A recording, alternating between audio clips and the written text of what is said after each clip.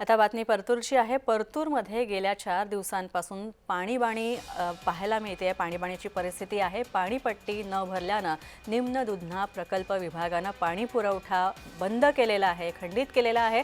परतूर नगरपरिषदेकडे 36,94,000ची थकबाकी आहे आणि त्यामुळेच हा पाणी पुरवठा शहराला जाणारा खंडित करण्यात आलेला आहे।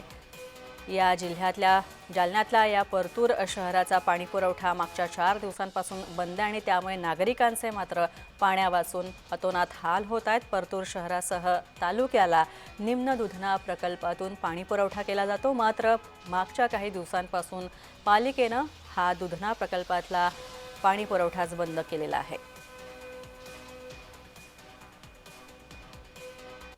4 दिवस झालं परतूर शहराचा पाणी पुरवठा बंद आहे।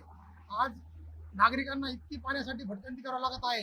परतूर नगरपालिकेने तात्काळ पाण्याचे नियोजन करावं, कारण हातपंपही बंद आहेत आणि नळाला पाणी पुरवठा होतोय तोही बंद आहे।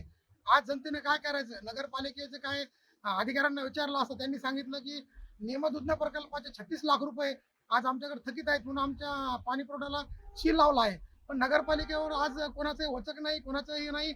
आज मुस्लिम बांधवांचा रमजान महिना असून आज त्यांची एवढी तारांबळ होत आहे, तरी परतूर नगरपालिकेला माझी विनंती आहे की परतूर शहराचा पाणी पुरवठा तात्काळ चालू करावा।